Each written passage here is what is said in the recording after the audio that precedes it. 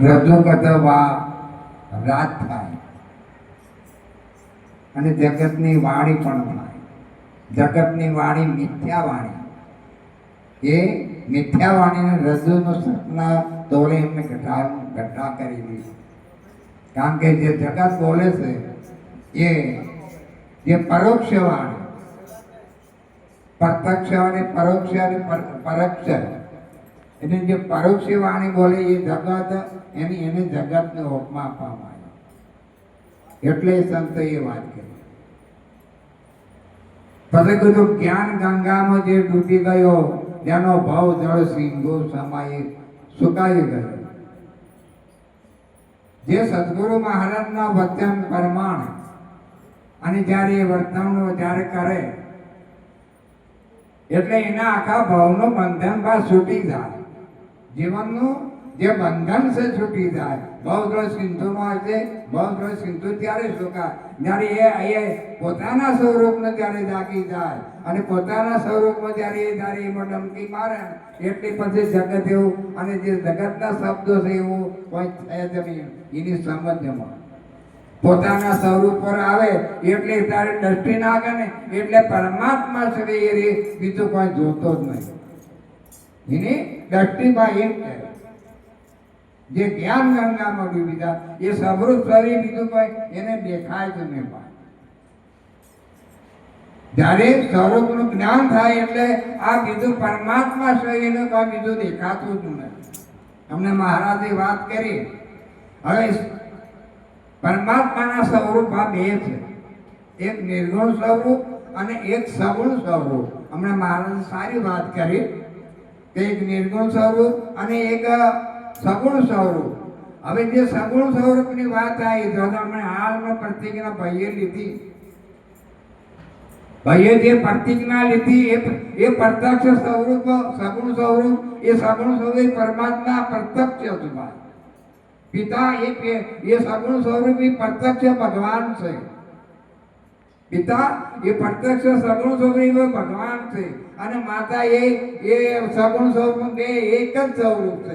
એ પાર્વતીનું સ્વરૂપ અને શંકરનું સ્વરૂપ. આ બે જ્યારે ઘટના કરે ને સગુણ સ્વરૂપે આ રીતે એની ઘટના થાય. એને સગુણ સ્વરૂપ કહેવાય. હવે નિર્ગુણ સ્વરૂપ છે ને એ આજે આ બોલનાર છે એને નિર્ગુણ સ્વરૂપ કહેવાય. બોલનાર એ સમજમાં આવે અને બોલનાર સમજના જ પાર છે. ત્યારે એ ભૂમિકાએ તમે આવો એ કે બોલવાનો હોય ને બોલનાર પણ પાર છે. બોલે પણ બોલવાની પાર છે.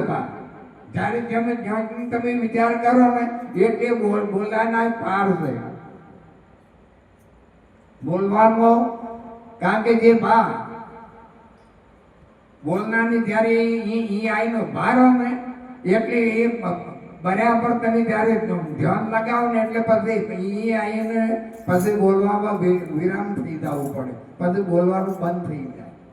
બરાબર ડમકી મારો ને એ વિષય બોલવાનો બંધ થઈ જાય. તાણી પાર આવે ન કહું બોલે તો ને તો અડધો પાર ના આવે, પણ જ્યારે પાછા વળે બધું જોવો ને એટલે બધું બોલાવે ને બોલવાનો ના આવે. એને બોલવાનો વિષય જ નહીં, એ દ્રષ્ટા છે બધાનો. એને બોલાવે ને બોલવામાં ના આવે એટલે એ બધાનો દ્રષ્ટા છે. એને બોલવાનો વિશેષ છે જ નહીં ને સમજવાનો વિશેષ છે, બીજો કોઈ વિશેષ નથી. એટલે સગુણ સ્વરૂપ અને નિર્ગુણ સ્વરૂપ પરમાત્મા એક પંડિત નામનો મહાન પુરુષ હતો અને માતા પિતાની જ્યારે સેવા કરતો હતો અને કૃષ્ણ ભગવાન એમની પરીક્ષા કરવા માટે આવ્યા. કૃષ્ણ ભગવાન પરીક્ષા કરવા માટે આવ્યા કે માતા પિતાની સેવામાં કેટલું મહત્વ છે, માતા પિતાની સેવામાં કેટલી વિશેષતા છે. આને એટલે પંડિતના મહાન પરમાત્મા પ્રસન્ન થયા કે આ તો એમ કે એને આશીર્વાદ આપો. અને એમ કરીને પરમાત્મા જ્યારે વગણે ગયા અને સેવા પંડિત નામના મહાન પુરુષ સેવા માતા પિતાની કરતા એટલે કે હું તમને દર્શન દેવા માટે એક કે બાપુ તમે એમ કરો કે ઘડી વાર પારો હું મારા માતા પિતાની સેવા ચાલે છે એમ કરીને કે આ વીટનાથી એટલા પેટ ઈટ ઉપર ઉભા રહો હું પછી સેવા કરી અને પછી બહાર આવું. કોઈ ભગવાનને એક વખત એક ઈટ ઉપર ભગવાન ઉભા રહ્યા. આ ગોંડલપુરમાં એ હાલ એનો પુરાવો મળેલો છે અને એ ગોંડલપુરની અંદર એ વસ્તુ પ્રત્યક્ષ આ સગુણ સ્વરૂપની વાત કરું છું. સગુણ સ્વરૂપે જ્યારે આ માતા પિતાની સેવા કરતા એનું મહત્વની વાત કરું એટલે એ વખત પછી બારે અને પછી પધેલા છે આ પરમાત્મા. માતા પિતાની સેવામાં કેટલું મહત્વ છે બા. એટલે માતા પિતા એ કોઈ સામાન્ય વસ્તુઓ નથી. અત્યારે તો ભાઈ ઘણા પૈસા વાળા અત્યારે એના યુવાના પલ્લા તો મોટા મોટા આપણે જેમ ભેંસના પહેલા ડબ્બા પણ આવતા હતા એટલે માં પૂરી ગાડે અને ત્યાર નાખે તો ફોન નાખે તો બચારા મન મારે એ માલ બોધવાના માટે આશ્રમ પણ આવ્યા. આ કૈડાગર પણ આવ્યા છે. હવે આ હોય તો મહાન પુરુષ એની વાત લાવો તો હવે એ તમે વિચાર કરો એ ધન શા કોમનું? એ ધન કોમનું શું પા?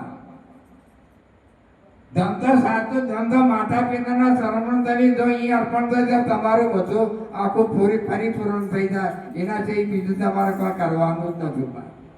માતા પિતા એ પ્રત્યક્ષ ભગવાન છે. બીજો તમારે બીજા ભગવાન કોઈને અવતાર જ નથી આવ્યો. માતા પિતા એ જ પ્રત્યક્ષ ભગવાન છે.